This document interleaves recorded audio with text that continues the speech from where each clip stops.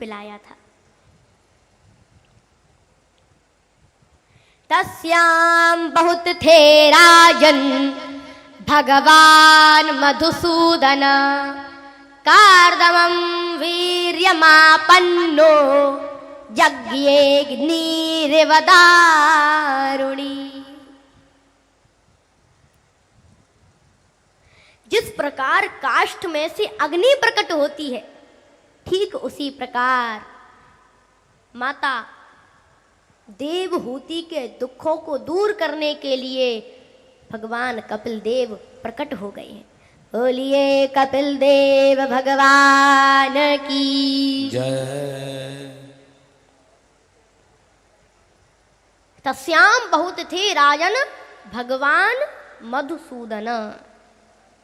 इस श्लोक में भगवान को मधुसूदन कहा है।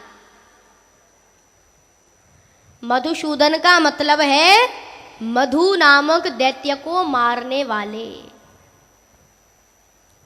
गीता में भगवान श्री कृष्ण को अर्जुन भी मधुसूदन कहकर बुलाते हैं। मधुसूदन का दूसरा अर्थ है मधु माने मोह और सूदन माने मारने वाले।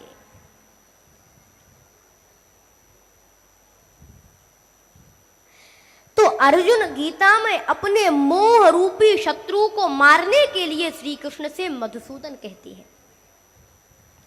जिस प्रकार अर्जुन के मोह रूपी अज्ञान रूपी शत्रु को श्री कृष्ण ने मधुसूदन बनकर नष्ट किया, ठीक उसी प्रकार माता देवहूति के अज्ञान रूपी शत्रु को नष्ट करने के लिए ही भगवान मधुसूदन कपिल बनकर प्रकट हुए हैं।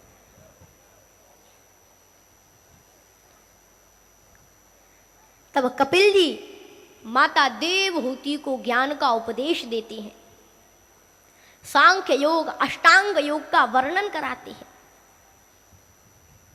सांख्य योग का क्या मतलब है?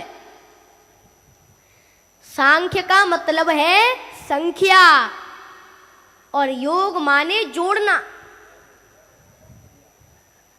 यानी कि अपनी एक एक इंद्रिय को भगवान से जोड़ देना ही सांख्य योग है। कैसे जोड़ना? पैरों को तीर्थ यात्रा से जोड़ देना, ये पैरों का योग हो गया। हाथों को भगवान के चरण दबाने से जोड़ देना, ये हाथों का योग हो गया।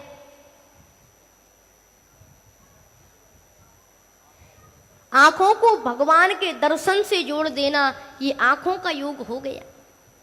तो अपनी एक एक इंद्रिय को भगवान से जोड़ देना ही सांख्य योग है। और एक बात कहूं, अगर हम अपनी एक एक इंद्रिय को भगवान से जोड़ देंगे तो हमें सांख्य योग पढ़ने और सुनने की आवश्यकता नहीं, क्योंकि हम खुद अपने आप में सांख्य योग बन जाएंगे।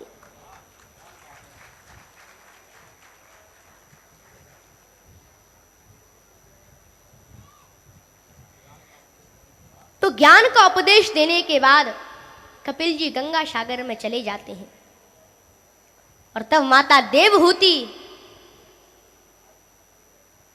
देवहूति अपनी आत्मा को परमात्मा में लीन कर देती है और उनके नाम से एक सिद्धिदा नाम की नदी बहने लगी।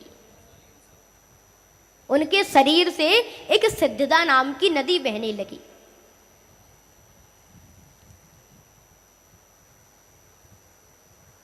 तो ये आपने तृतीय स्कंद की कथा का श्रवण किया।